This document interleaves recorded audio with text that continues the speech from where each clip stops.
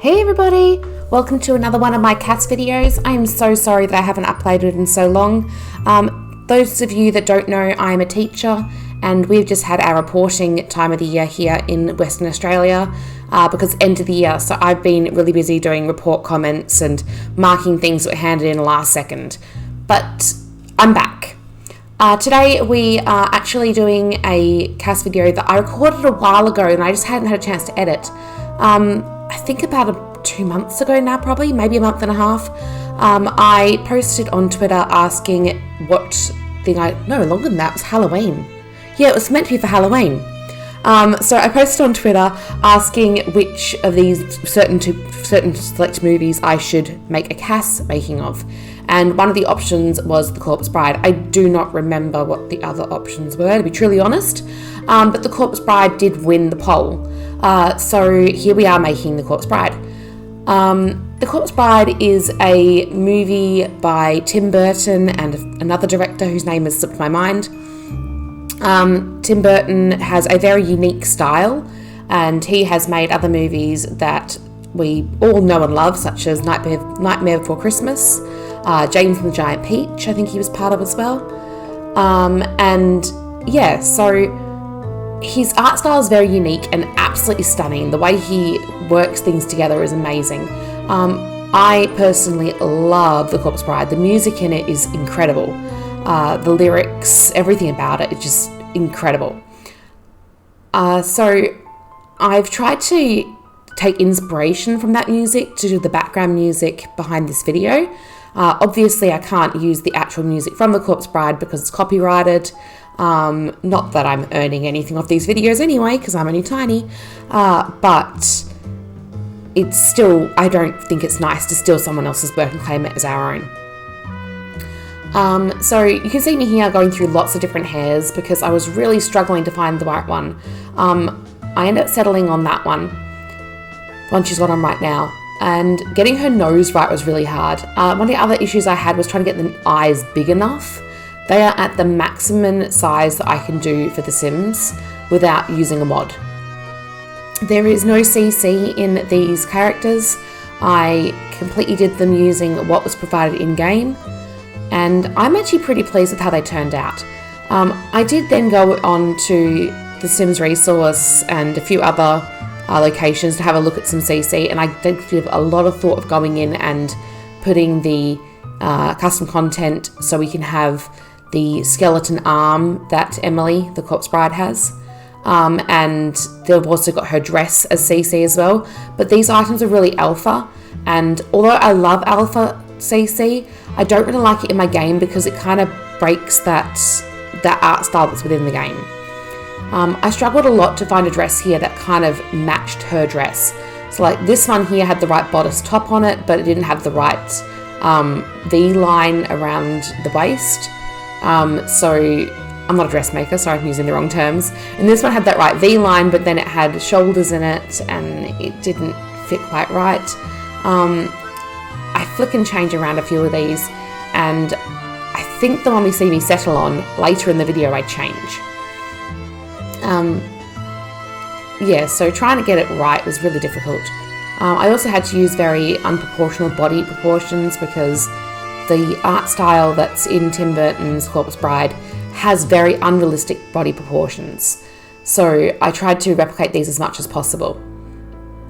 You can see the reference pictures I put on the side here. I put them there so that as I'm doing this, you could see what I was looking at when I made it. So I actually had these pictures up on one of my other monitors, and as I was creating the CAS characters, I kept looking back at the picture. So here I am now creating Victor.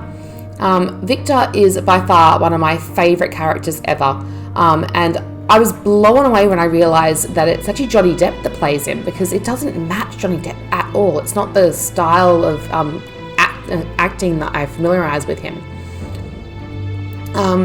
Getting the head shape was really interesting in this one because you can see here that Victor's head is like a giant V, and that is really hard to accomplish neatly in The Sims.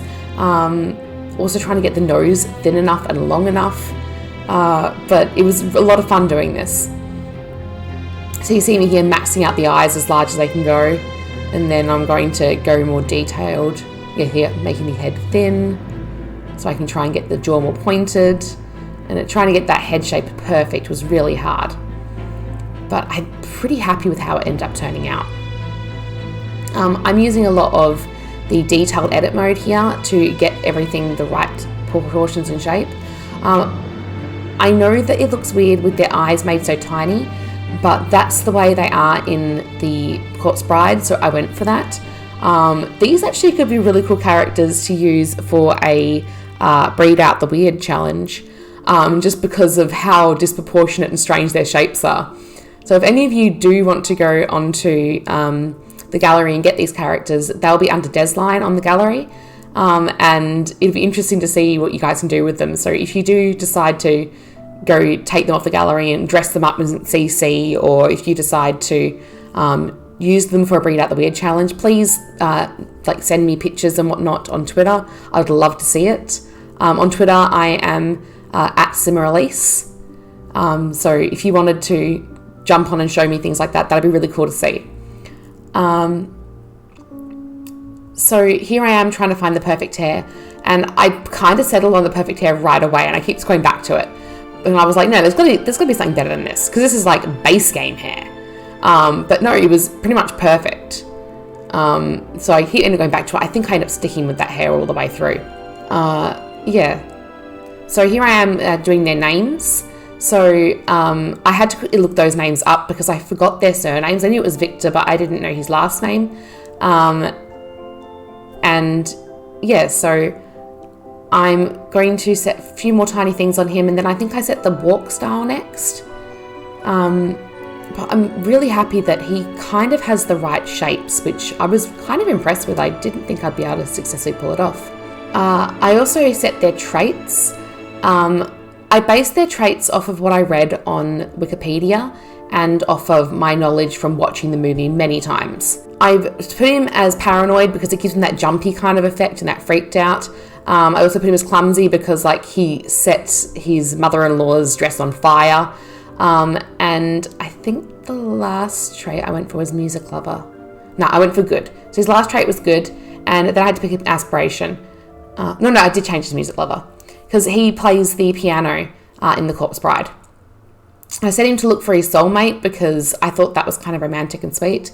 So now I looked up to see if Emily had a surname, and I couldn't find one. So if you do find her surname somewhere, or you know what it is, please send it to me either as a DM in Twitter or put it in the comments below, because I searched and couldn't find a surname. I even rewatched the movie, and if they do have a surname in the movie, then I'm just oblivious and missed it. I set her as gloomy because she does cry a lot. I was going to set her as jealous, but then I was like, she's jealous, but she's not actually jealous. She was jealous because it was her husband. She's not actually a jealous sim in general. And now I'm making Victoria.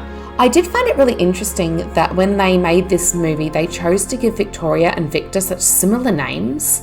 Both names were common back in that era. But yeah, so I've set her as a music lover. She's neat, she's romantic, and I think I said I'd have a big happy family.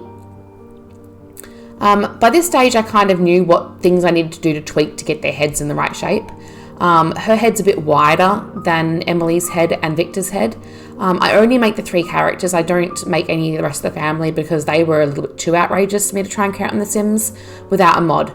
There are mods you can get that will allow you to manipulate the Sims even further, but they make some really weird looking Sims. So here I am getting her face shape the right shape. I had to try and figure out what hair colour to give her as well, which later on you see me going through the hairs. Here I am. So in the movie, her hair is kind of grey because everything's kind of grey. And I was trying to decide whether or not to give her brown hair or just go with the grey hair that it kind of looks like. The other issue I had was hairstyle. So she has a high bun with a part. And they've got a hair that's got the perfect part, and they've got a hair that's got the perfect bun, but they haven't got a hair that's got both of them. So I flick between quite a few of these to try and find which hair would work best. And this one's got the perfect bun, and then there's another one with the perfect part. And I don't remember which one I ended up going for. Yeah, I think I settled on this one because I think I found the part was more important because it kind of the way it frames her face and matches her face shape. I also gave her much wider hips. In reality, her hips probably wouldn't have been that wide. It's probably mostly the stuff they had underneath the dress, making the dress puff out. But obviously in The Sims, we don't have that kind of stuff under the dress to make the dress puff out. So I was like, okay, I'll make her hips really wide to make it work. I was then trying to find something that had the right shoulder shape, and that does not exist in The Sims. That puffed sleeve shoulder, I couldn't find it anywhere, and I have everything. I have every game pack, every expansion pack. So I end up opting for this dress, but then I still wasn't 100% happy with it because I wanted it to be slightly different style still. So later on, I do give her a second dress. Here I am trying to decide on makeup colorings and things like that, and trying to get her eyebrows to be the right shape. I did give thought of giving her the disheveled look that she has later in the movie, but then I was like, no, I don't want to give her that look just yet. So yeah, here I am going back through the dresses, and I then stumbled across this one, and I went, oh, that's actually a much better dress because it looks a bit more raggedy, even though it's meant to be one of the glamorous ones. And I like the fact it had that off-white coloured look, like it's been sitting there for a while. Yeah. So I am playing with the voices here. You won't get to hear their voices, but I tried to match their voices as close to as they were in the actual movie. So I played like a clip from the movie and then played with the voice, and then a clip from the movie and then played with the voice. Yeah, and then getting the walk styles to be the closest walk style to what I think it should be. I find that The Sims 4's walk styles are actually a bit awful. But you get what you get, I suppose. So here I am just doing the last little adjustments, and I'm putting in another dress for her now. So this dress was more time appropriate, but wasn't the right colour. So I've kept both dresses, and I just gave her as two looks. And you see me here doing the last little adjustments on their body shapes before I finish them off. And I'm about to go screenshots now. Thank you so much for watching. If you enjoyed this, please like and subscribe. I will do more like this. And I really hope you enjoyed it. So I will see you all next time. Bye everyone. Bye.